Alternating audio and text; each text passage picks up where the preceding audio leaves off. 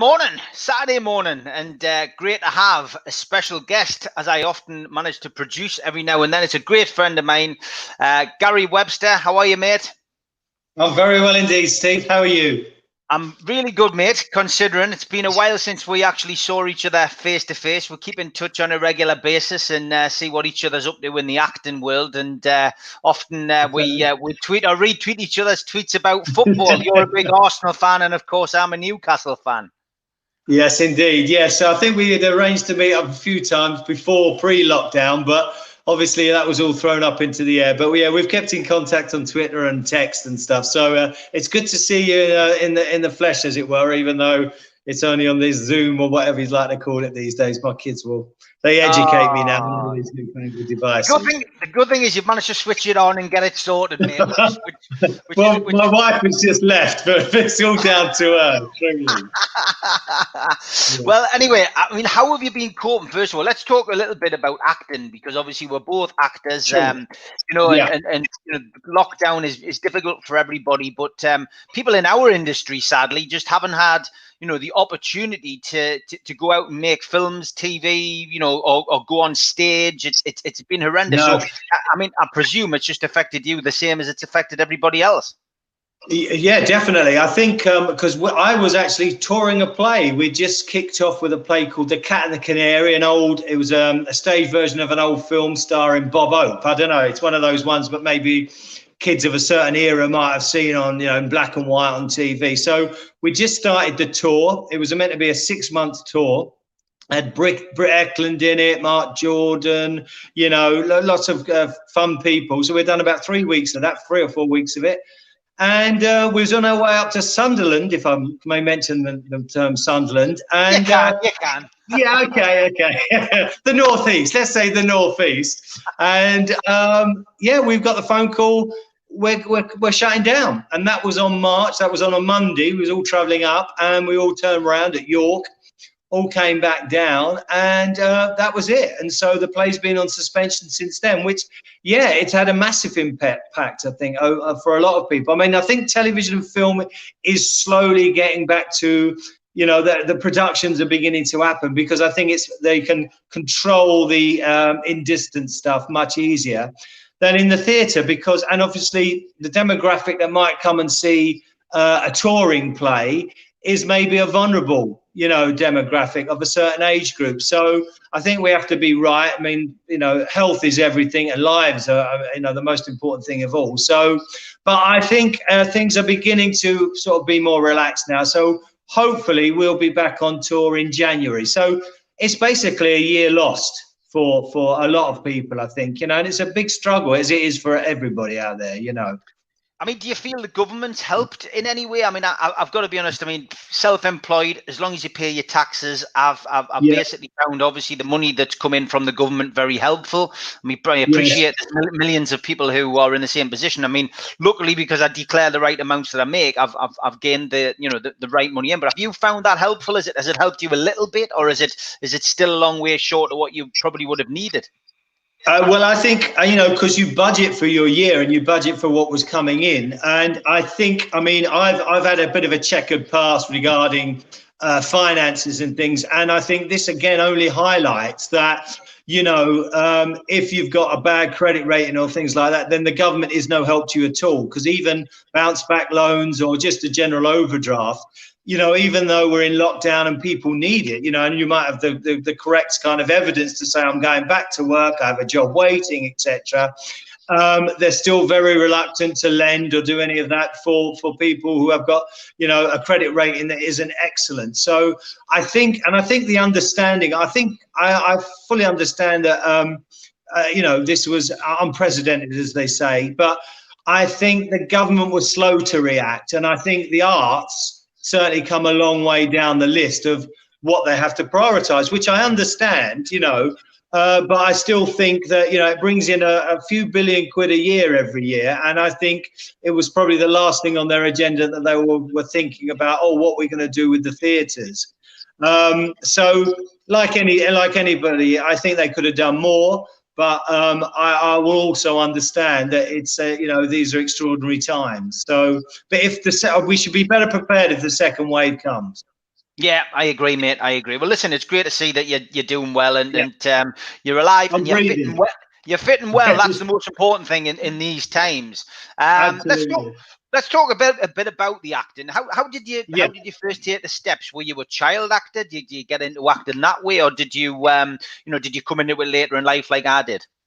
Yeah, no, I came into it later in life, sort of in regards to I was 16, which is young, but up until that point, I'd very much been a sports mad. You know, football, rugby, badminton to a certain level at my school in London or just outside in Essex, and there was I was messing about so much in French.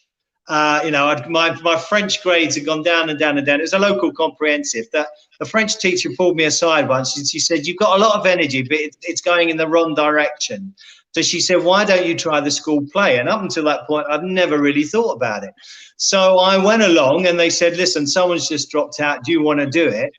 And it was the life story, if you could get this, a musical life story of Al Capone. If you could, I don't know. And I don't know what our school was doing. I think that says a lot about my school, that they were going to willing to put. Most people would do Oliver or Godspell or Joseph, and we did Big Al, the life story of Al Capone, the man of the people. So I did, yeah. So it says a lot about the school I went to. So I did it, and from then on, Steve, I was bitten by the bug. I remember the first night. I remember the feeling. I thought, this is what I want to do. I'd found, what my purpose in life. So then I kind of auditioned for the National Youth Theatre. Fortunately, got in. I did 4 summers there. Auditioned for Lambda Drama School, amongst the many sort of RADA, Lambda. Got into Lambda, and it kind of just snowballed from there. I mean, I was very lucky in that respect. I think I had a lot of passion. I mean, when I went to drama school, my county council wouldn't give me a grant. And back then I wrote to Margaret Thatcher, to the Ombudsman, to the Department of Education, Secretary. I went on marches to get discretionary grants changed to mandatory or compulsory for drama students, which did happen for a little while. So I think but I didn't realize that even when you come out of drama school, and it's like everything, then you're in the big wide world. And really, you're only as good then as your next job. Because after that first job, no one asks what drama school you went to necessarily or what plays you've done. They want to know what was that last job, And so I had a mate, Phil Middlemas, who's from Hartlepool. In actual fact, me and Phil were thick as thieves for a long time. Des Barnes. Absolutely. So we was thick as thieves back in those days, and we thought, right, what we had to do on our CV. We've come out of drama school. We might have done our first play professionally.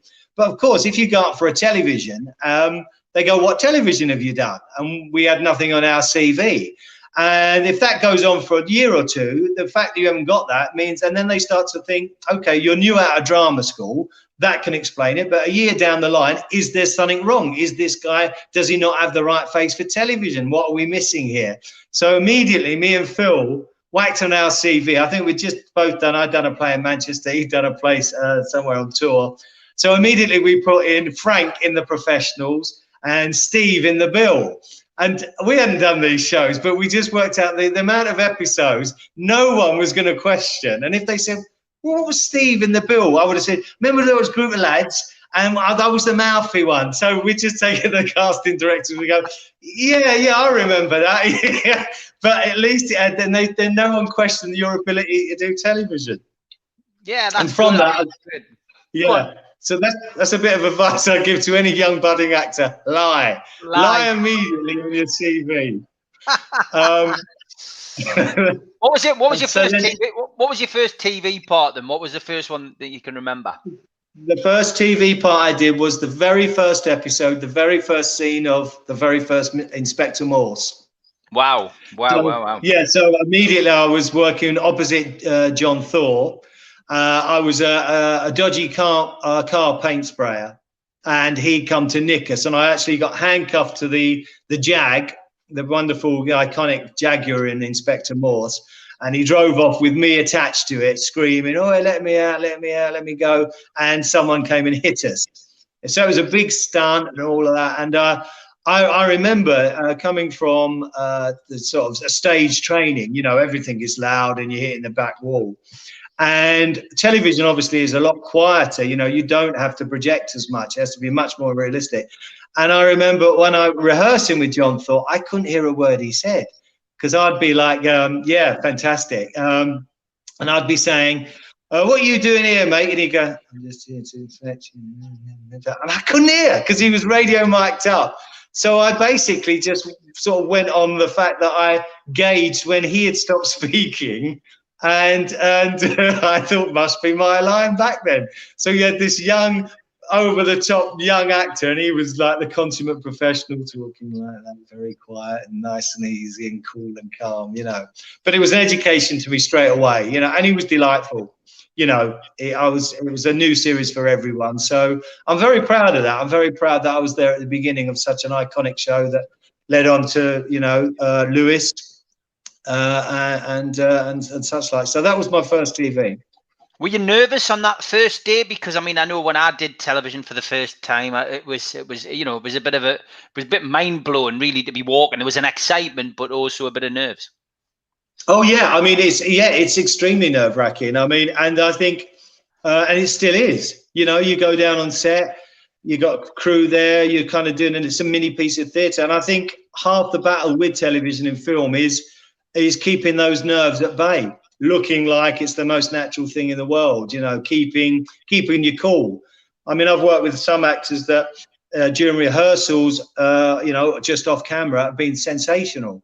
And as soon as somebody says action, the sweat starts to come, the nerves, the forgetting the lines, you know, and it's tough to watch, because I think we could all be there any time in our lives. You know, you have a bad day and all that. But I think it's a con act, basically, acting on television film. It's just basically keeping you cool, keeping looking like it's natural, the most natural thing in the world. And whilst everything inside of you is churning about, you know. Yeah. Now, Graham Clark. He grew up in Walford, went to school with Nick Cotton, Rod Norman and Darren Roberts after getting involved in criminal activity with Nick.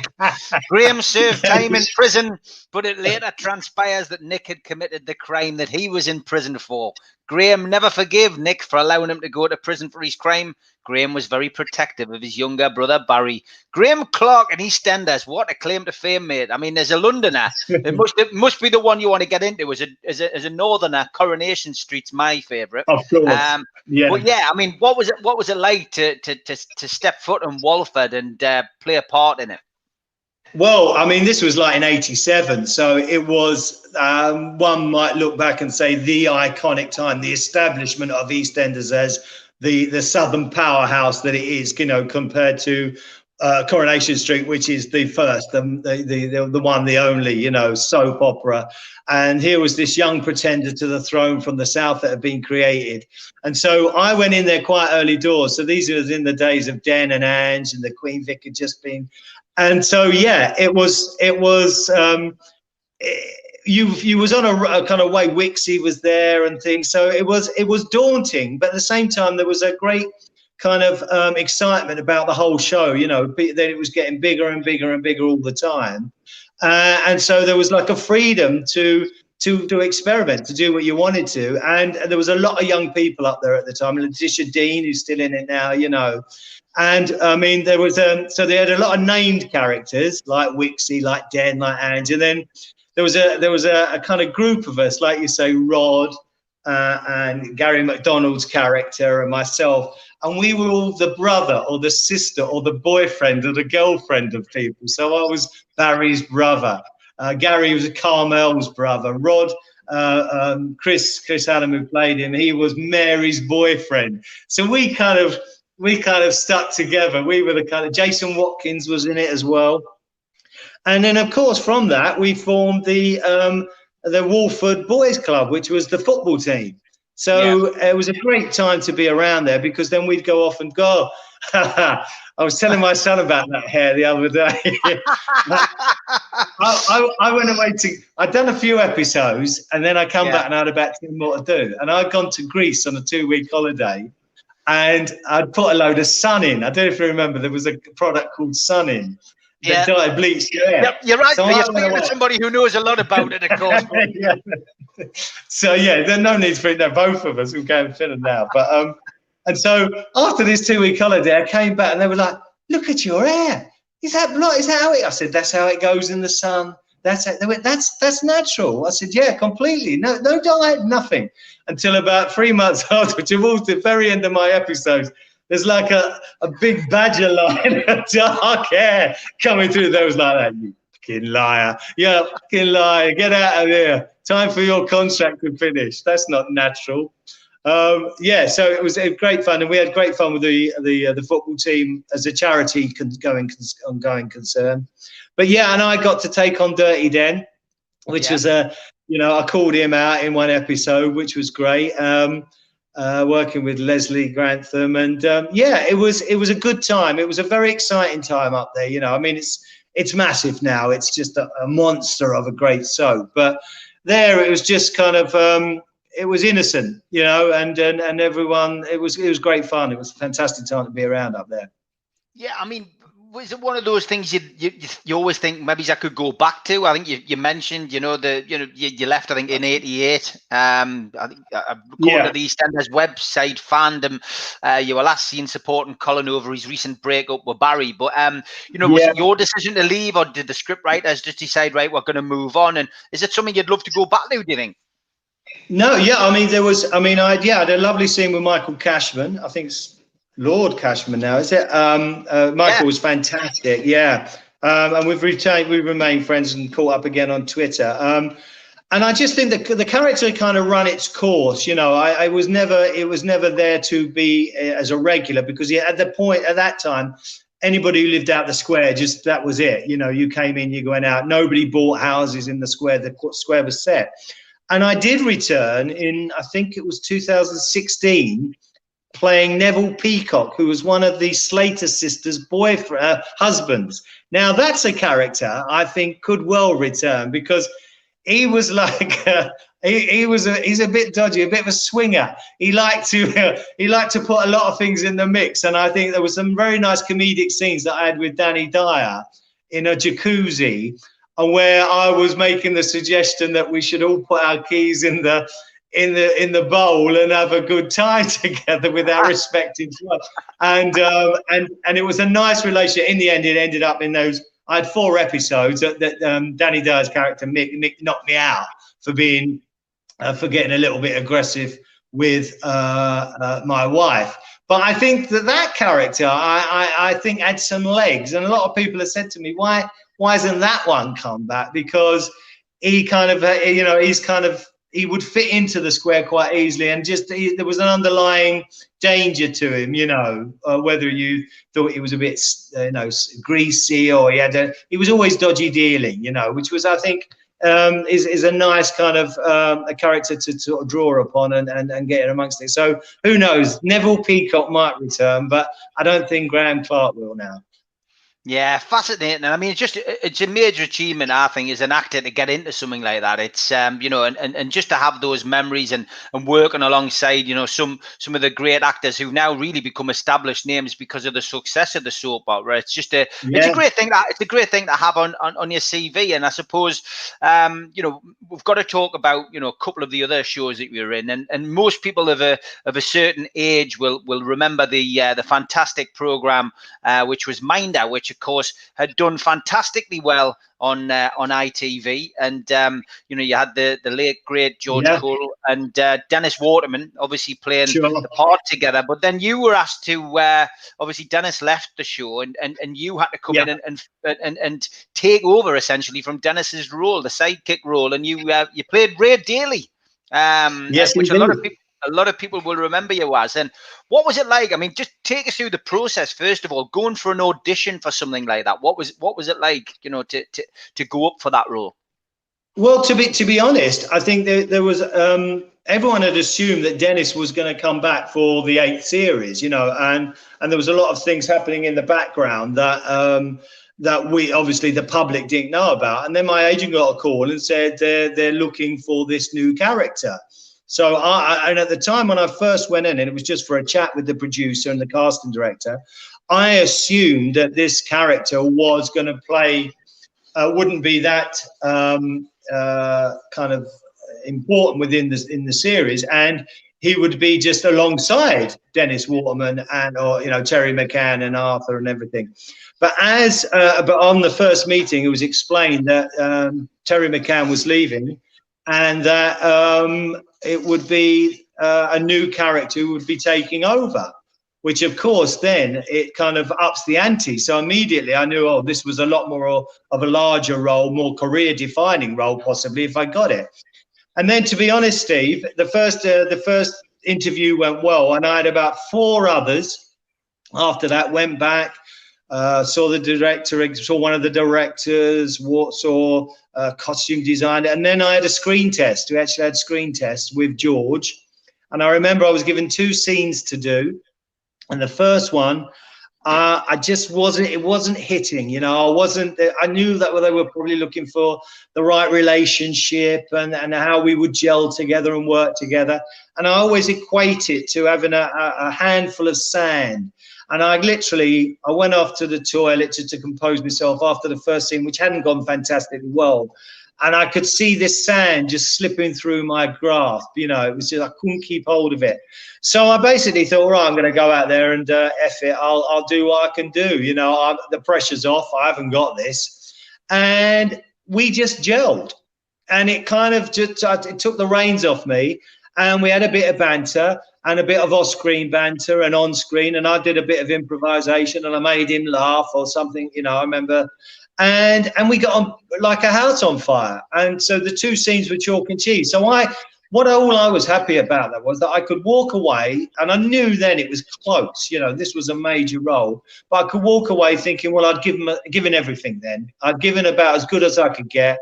The first scene wasn't great. The second scene was a lot better. I can't do any more. And then they rung and said, yeah, you've got it. And then kind of back in those days, because there wasn't so many, it wasn't multi-channel and all that, and this part by this time had gathered pace about who was going to replace the iconic Would It Work. This is one of the most loved shows, along with Fools and Horses, of that type. So all hell broke loose, and then the press got word of it. They were down at my parents' house, stood outside the house. I always say that on that day when sort of news broke before they officially launched it, that my parents, my dad ended up buying an answering machine and my mum had a migraine. And that's what they got out there because they were beset. And then I kept saying to them, like, say nothing. I've been told to say nothing. We can't say nothing. And then I got a phone call from my mum saying, well, they're asking a lot of questions and we don't know what to say. I said, well, just close the door on them. She went, but they're in the house. I said, what do you mean they're in the house? She went, well, there was about 8 of them outside. And so we asked them if they wanted a cup of tea. And I said, we did this. So I've got news reports from the Sun, the Mirror, the Mail, all in my house having a cup of tea with my mum and dad. And then in fact, they didn't even know where I lived, but they knew that it was a Webster and it was from Wessex or whatever. So it was a nightmare. But and then ITV sort of broke the news, and then it was a fantastic fun for 4 years. Fantastic.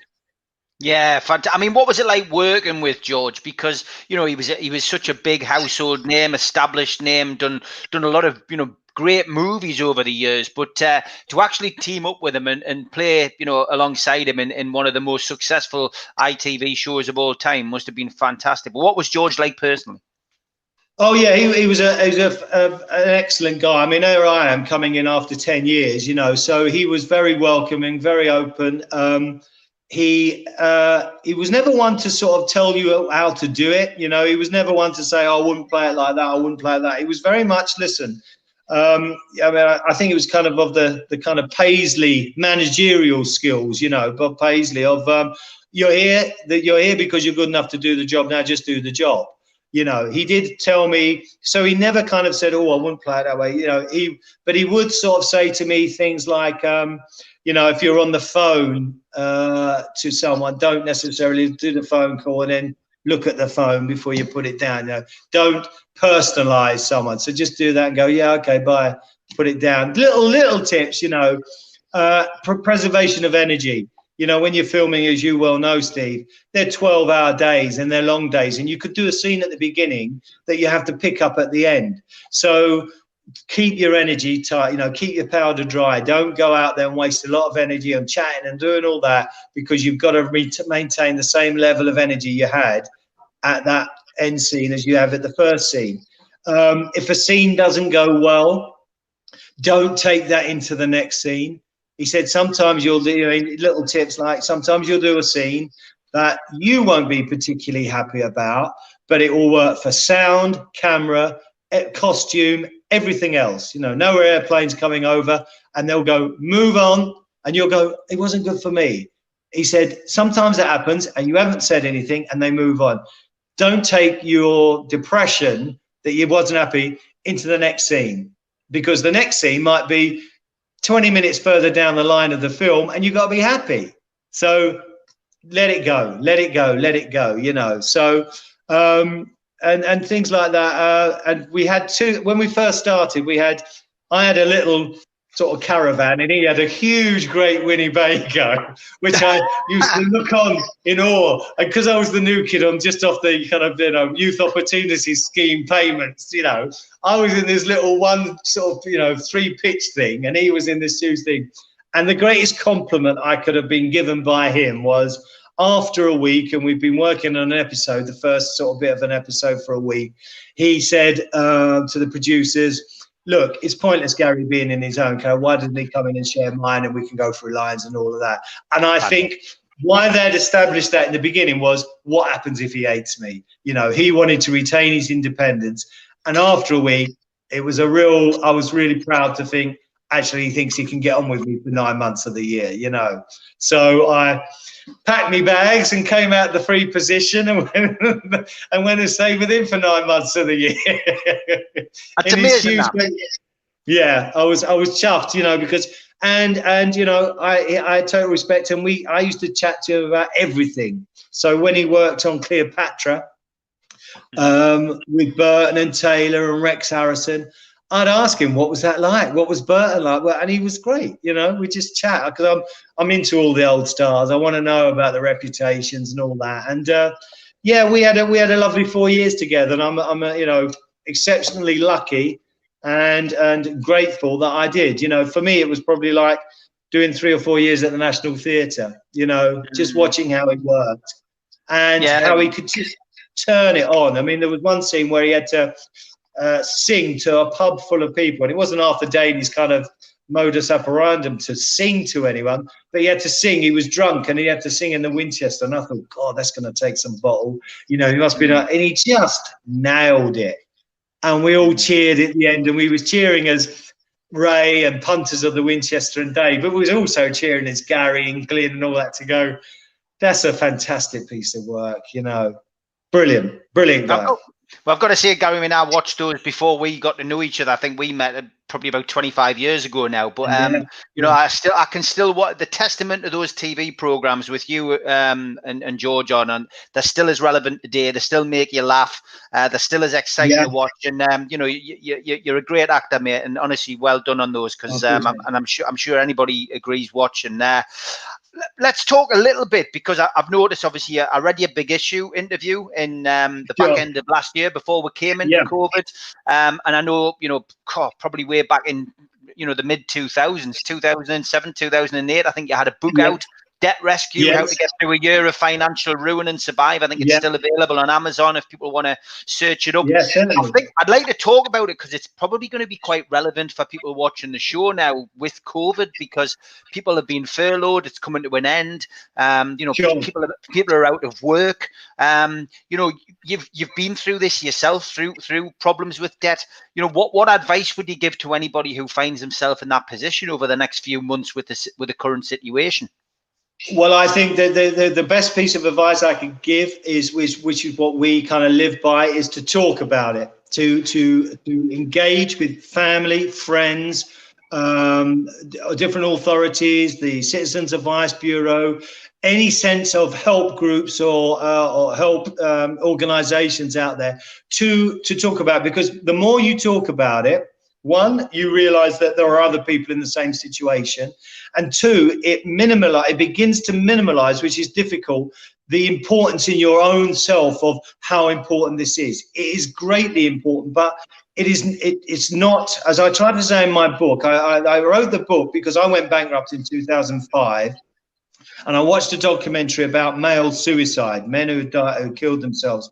And out of the 6 cases on ITV, it was an excellent documentary. 3 had been through debt, and when the father, the son, the grandfather had committed suicide, the family had no idea of the debt that he was in, the family was in, the possible loss of the house. And everyone, every child, every wife, every friend, every family member said, we didn't care. We'd give up everything to have him back. If only he had spoken to us. We would have told him we would live in a caravan as long as we were all together. And this idea, this kind of stigma that attaches itself to debt and housing and everything else, which I fully understand, but if you can talk it out, and there are help groups out there, and just so everyone is aware of the situation, it's not being less of a man by not being able to support, because somebody once said the other day, and I think this has been highlighted through COVID and certainly through the situation that we went through in 2017, we're all 1 or 2 paychecks away from being on the street almost, It's that finite. And as I said before, with credit scores and all that, the possibility of borrowing just to get yourself through a sticky patch is more and more difficult if you've got a previous history. So there's a lot of people, and the mental health issues are phenomenal. The impact on family. I mean, we spent some time shifting from travel lodge to bed and breakfast because we had to get out of the house we were in. We didn't have enough money to put down as a deposit, so we had no fixed abode. We were officially kind of homeless. And what people don't understand is, they think, well, you must have savings, you must have something. No, when you have nothing, you're struggling every day to find the money to keep a roof over your head. Now we've managed to pull ourselves out that through some help from friends, etc. But we were there at the coal face, and I'm going to tell you, we are still suffering a bit of post-traumatic stress syndrome. There's certain things that will just trigger us into being emotional or to being upset, because when you're in it, you're just fighting for survival every day. So the impact is something that I think we all have to revise, government money, etc., and COVID will have a similar effect. The lockdown itself, people are this kind of lack of a regular schedule. So I think hopefully out of the tragedy of COVID, because people have died, that we will all be a bit more aware. And I know you are already, Steve, and I know that's why we've always gone, we're aware there's an empathy about those out there who are struggling, who are not maybe there's the equipment, the tools to deal with adversity as well as maybe I do or some others, that they need our help. We have all got to take a look at ourselves and think, right, do I care about that person? What is that guy who's asking for money on the street? What is his story? I agree. A lot of the consensus is, oh, well, it'll be for drugs, it'll be for drink. But you know what? There's quite a lot that aren't. It is just to get the money to eat something. And I think hopefully this situation, which we've been aware of and tried to highlight, and that's why, listen, I'll never stop putting my head above the parapet on this, because what's the point if I've been through that and then I can't talk about it or say, listen, I understand where you're coming from because I've experienced that as well, and if I can give you any help or support, I will. Then my experience hasn't been worthwhile. If you can go through good times and bad, you've got to take something from it and be able to help others in the same way. In the same way as I'd advise an actor who is successful, how maybe to prepare better and put some money aside and have a little bit in case times are tough, But so yeah, I'm more than happy to be a spokesperson for those out there who are a little less fortunate and suffering, No, fair play to you, mate. That's why I wanted to highlight it. But I mean, Gary's on Twitter. Give him a follow, and anyone does go through those kind of issues, Gary's always quite happy to at least give some advice. But thanks for that. I think it's really important that we're highlighting that. Obviously, Gary, you've appeared in lots of things: Hollyoaks, Crossroads, Family Affairs. The list is endless. I think the other one I wanted to speak about before we talk a little bit about football was the bill Of course, Yes. something which we all used to watch. It was never classified as a soap in the early days. It was a drama series. It was an hour-long episodes. Then it became very much like a soap, half-an-hour episodes. But you again Yes. managed to get a part in that. What was it like to be in again another one of those big ITV shows? Yeah, well, it was great. I mean, as I say, I had already put it down on my CV, having never appeared in it. So, and over the years, I've appeared in it about 3 times, like one-off episodes. And then in about 2008-9, I think it was, or maybe even later, I got a lovely role, which was the role of Paul Haskew. And I think they're repeating it on Drama Channel again now, as an international drugs dealer. Yeah. So, and that lasted over a period of a year. So it was a setup from Sun Hill to try and bring this guy, my character, down to kind of convict him.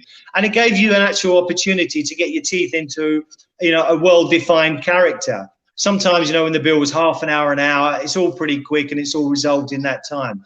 But having it to work over a year, so it was a really interesting role, and it ended up with a big shootout in Brentford docks, firearms specialists and all that. So it was a real kind of, you felt like you was doing like an American show, So there was a great deal of excitement, and it was great. I mean, it's just it was a well-oiled machine up there. So, and it was a wonderful to, have, as I say, something to get my teeth into, and to be part of the Bill's history in that respect, rather than maybe just doing the odd episode, which was at the time, God, if you got an episode of the Bill, you was on cloud 9. It was great thing to be involved with. Great thing. No, fantastic stuff. Great memories. And just a little bit, was it Britt Eklund? Was that who you were going to be working with in the play? Yeah, we are. We kicked off and we was working with Britt. And so we was on tour, and I think that's going to come back in January. So look out for it. It's called The Cat and the Canary. What's Britt like them? Great to work with. Fantastic. Oh, yeah. Great fun to work with. Great stories, and I say to my kids, maybe not so aware of Britt Eklund as our generation is and older, that married to Peter Sellers, actress in her own right.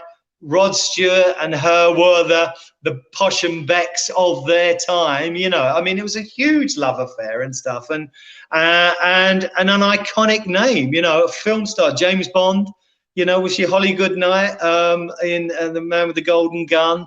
So again, Steve, as always, I never lose the excitement, the kind of the nervousness of meeting iconic people who I've grown up with. The minute I lose the buzz of that, I'll give up the game, and I never have any qualms about telling them, "Wow, I'm a bit awestruck here," because why not? This is what it's all about, and to have the opportunity to work with some of these people that you look up to. I used to be a great mate when I was in my what I call them, my foggy years in the early 90s. I was a great mate of Steve Strange's, and I'm in Steve's autobiography, and to look back on that, from knowing him with his work in Visage and the club scene, and now I look back and I tell my kids, I'm just so proud that I even knew the guy, and to say that we were friends is, because he was just such a character, so. I always touch myself. No, I don't touch myself. That sounded wrong, didn't it? I'm always touching myself. In fact, it's almost 12. The nurse is usually coming in now to touch me. God. Okay, I touched the Blarney Stone and thank my lucky stars. That's it. Whilst touching I've got it, but I thank my lucky stars if I can touch myself now. Let alone get an acting. It's a classic. Well, moving swiftly on, we'll go to football now for the last 20 minutes. Gary asks, "Are you an Arsenal fan?" Yes, you are. Yes. We've got to really talk a little bit about that. You must be delighted. We've seen Piers Morgan on Good Morning Britain this week giving it large about Aubameyang signing a contract. So talk a little bit about Aubameyang and talk a little bit about Mikel Arteta. Tom Dixon was asking, what's your thoughts on Mikel Arteta?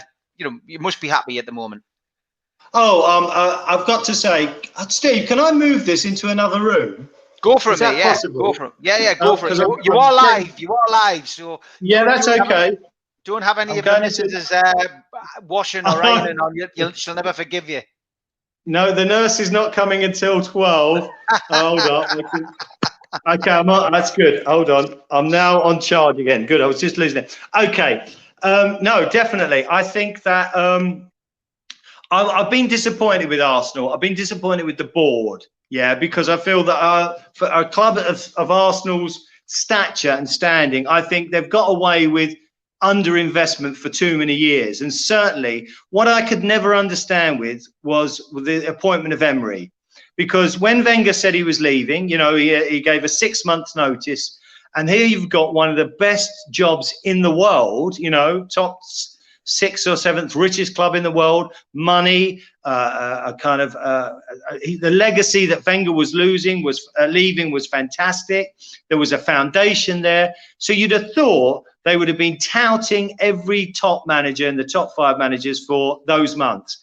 And what happened was Emery got sacked by PSG and suddenly he was Arsenal's manager. Now, I'm damn sure that nobody went out there touting Emery and thought, oh, we can get him, let's wait till he's available. There would have been, and I just thought that was very last minute. And more than that, it was cheap. And I think we've suffered for the last 2 years on a board that has regularly been used to excellent profits, their share options going up and up and up. And over the last 2 years, we've suffered from that. And I think last season was a complete wake-up call because finishing 8th, although we won the FA Cup, great, but finishing 8th in the Premier League simply wasn't good enough. And fortunately, Arteta, I think, was a great. I'm happy that he's there because I think he knows the club.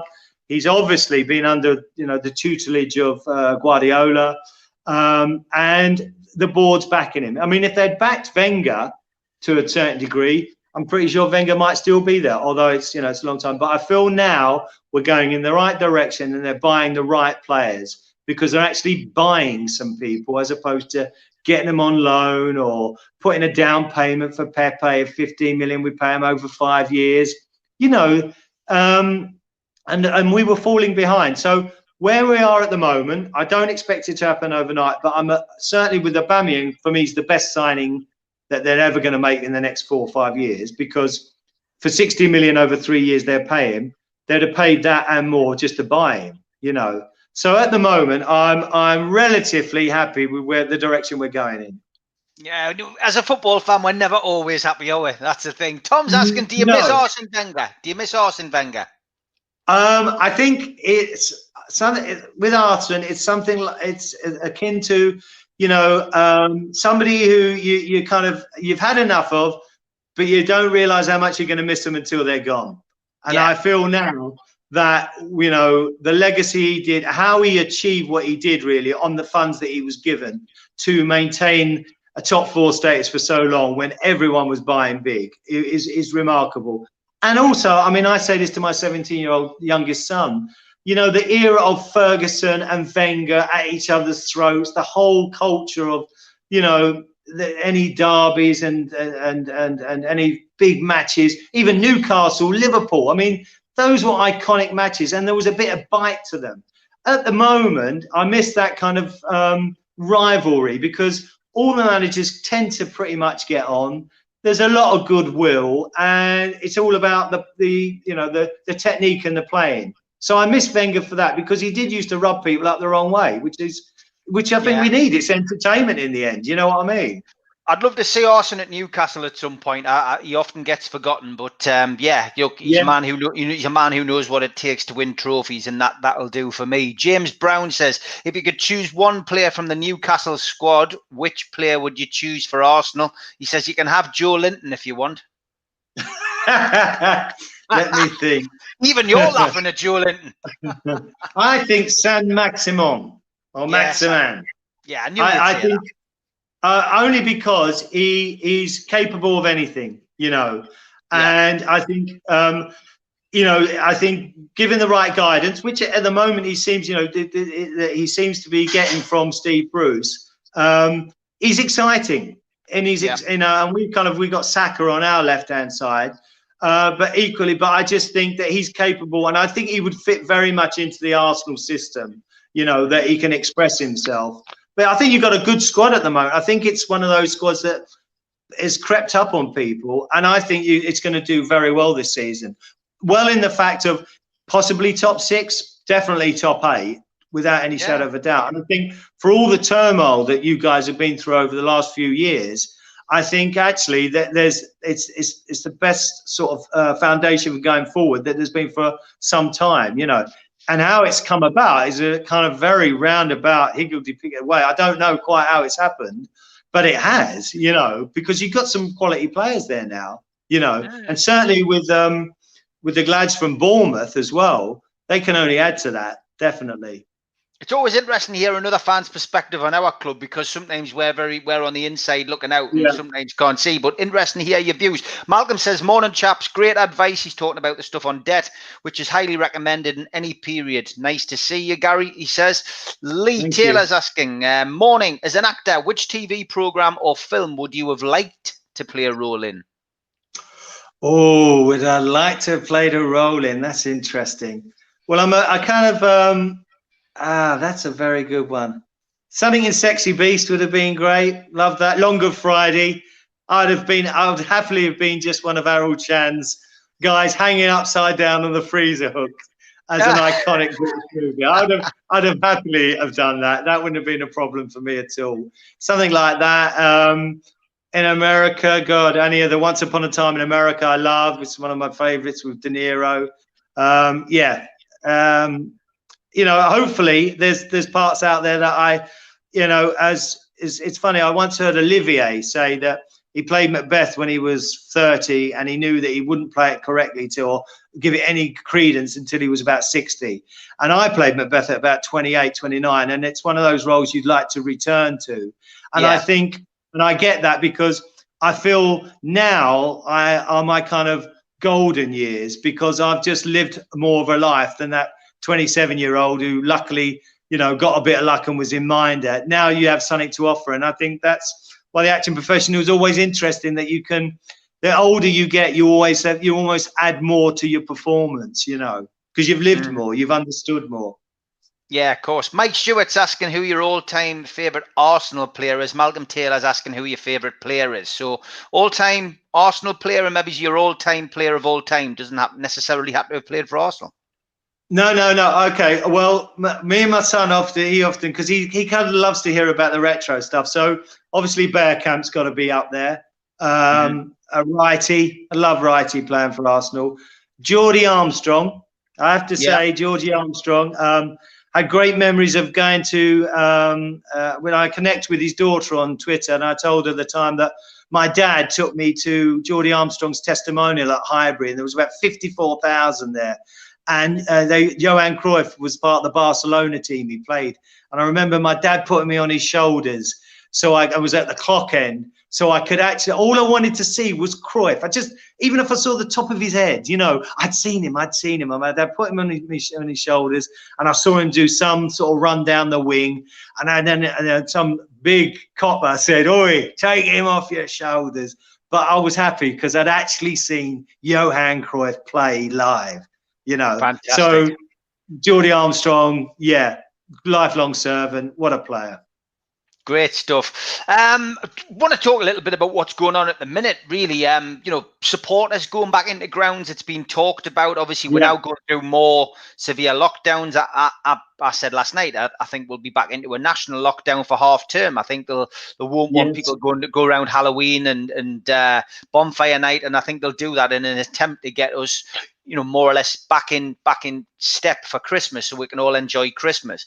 But yeah, football fans back in the grounds. Middlesbrough have got 1,000 going in today. A lot of the EFL clubs are trying this out, and I've heard a statement this morning on Sky Sports News where the guys from the EFL have said we really need to push ahead, otherwise we're going to lose a lot of these clubs.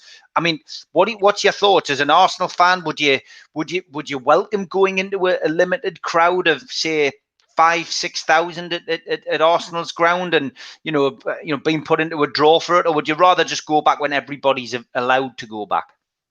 Quite frankly, I'd go back when they felt it was okay to go back. So if they feel that 1,000 here or 5,000 there, I'd be up for that. I think it's it's very difficult if you are in that demographic of being vulnerable or underlying conditions, or prone to bronchial trouble, etc., etc. But of course, this is such a weird virus that for the majority it'll be fine. So I would kind of almost take my chances in the fact, as long as they were doing temperature tests and masks were being worn, I think I'd be more than happy in the open air, because of course I think what's also been highlighted, and again with theatre, especially anything live, is the importance of that audience. And a football crowd is no different to a theatre audience. We can have it blasted on in the background, when so-and-so gets a goal, but there's nothing like that experience. I remember my eldest son, who wasn't into football at all, but he loves to watch it, or he loves to watch sport, but not, he had a bit of a concern about the reputation of football and who goes and all that. We went to see Arsenal Man City about 3 years ago, and it was a night game, and they did this sort of night light show before it and all of that.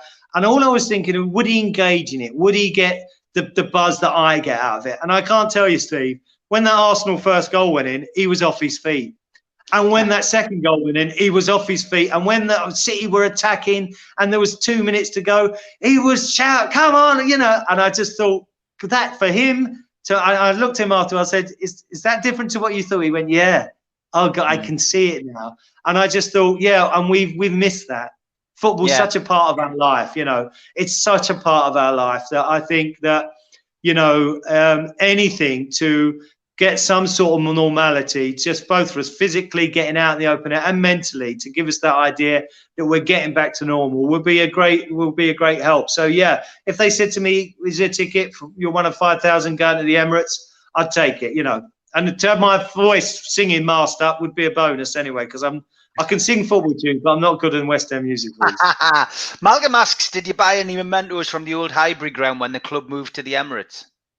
No, I was going through a financial situation then. I might have gone down and dug up a bit of turf and tried to resell it on eBay, but no, I didn't manage to get anything from there. I played at Highbury once, which was a great thrill, a couple of times actually, because I was part of the old Arsenal veterans side that morphed from the EastEnders scene. So that for me was enough, just to have walked on the Highbury turf, and I've been fortunate enough to play at a few grounds like Old Trafford and Anfield. So, but yeah, I got a few mementos from the Minder. I got the Minder sign and stuff for the Winchester sign, and a couple of bits and pieces, but nothing from Highbury. Fantastic. Barry asks, do you think they'll ever revamp Minder? I didn't enjoy the Sweeney revamp. Who would play yours and Arthur's roles, and would you fancy a crack at playing Arthur? Yes, well, they did bring it back about, I don't know, 5, 10 years, 7, 8 years ago, with Shane Ritchie playing Arthur's nephew, which was my part, Shane, and somebody playing his Minder. And I think it was too close to my series, because people will go, but isn't that Gary Webster? Didn't he play that role and all that? And I think Shane had always had in his mind to be a part of an Arthur Daley thing. But I think there is an opportunity to bring it back. I think that my character probably would have morphed into being very much like Arthur. So it would be maybe the Ray Daley diaries, and I would have inherited the camel hair coat and the trilby. I'll get you. Dennis Waterman would have been good. You and Dennis Waterman would have been good together. That would have been an interesting. Yeah, that would have been interesting to have us working together. I've tried to. That would have been an enjoyable thing, I think. But I think Ray Daley would have had Terry McCann though. Quicker, leaner, more hair. Barry says, I can imagine George Cole to be a right character. What was he like off screen? Completely different. Very quiet, very focused, very kind of educated, or not educated, knowledgeable. He'll say that he left school at 14. An extraordinary life, but very much more kind of just focused on what he did. Quieter, funny, sharp wit, seen it all, done it. I think with George, when the time I worked with him, he'd seen it all and done it all. So he'd been out he told a story once when they were working on Cleopatra that he'd gone for three months filming in Rome, And he didn't. And because I always said to him, because he always used to drive 50 miles home at night and 50 miles in the morning. Never stayed in a hotel, never went for a drink. And I respected that. But I said to him, why? He said, because when I did Cleopatra, I was booked to do 3 months in Rome, and then I could get back to my wife and children. And he said that we used to fly back at weekends, so that was okay. He said, till Rex Harrison got caught in fog, and the producers found out we were sneaking back at the weekends, and they banned it. He said 18 months later, they left Rome. They'd been stuck there for 18 months filming Cleopatra. And he said, from that day on, I always vowed to get home every night. I mean, I was going out on the slash every night. You know, I was hammered. That's why I knew Steve Strange so well. But George was, a gentleman. That's all I always described him. He was a gentleman in the true sense of the word. Yeah, I mean, fascinating character, and thanks everybody for your questions today. It's been great to have you interviewed. Just a quick prediction, I suppose. You know, for Arsenal, how do you see Arsenal's season going? You've said that you fancy Newcastle for a top 6, top 8. Where do you see Arsenal finishing this season? They've already come off the back of an FA Cup win and a Charity Shield win, so Arteta's got them into that mindset of winning trophies. Aubameyang signed. They're playing better football. It must be something. I've got to be honest, they're my dark horse for the league this year, Gary. Wow. Well, I would be happy if we're going into the final week of the season, needing a win to be top 4. I'd be happy with that. If we get any higher, then I will be pleasantly surprised, and I'll be on tenterhooks, because I think possibly they might challenge, but I think we can get back in that top 4. And I think Newcastle, top 6. I think 3-0 Brighton today, and Arsenal will beat West Ham 4-1. Fantastic. Gary Webster, it's a pleasure to be your friend, but it's great to manage to interview you on here as well, mate. Love to you and the family. Stay safe, and I'm looking forward to seeing you very soon. Thanks so much, Steve. It's an honour, and love to you and the family as well. Take care, mate.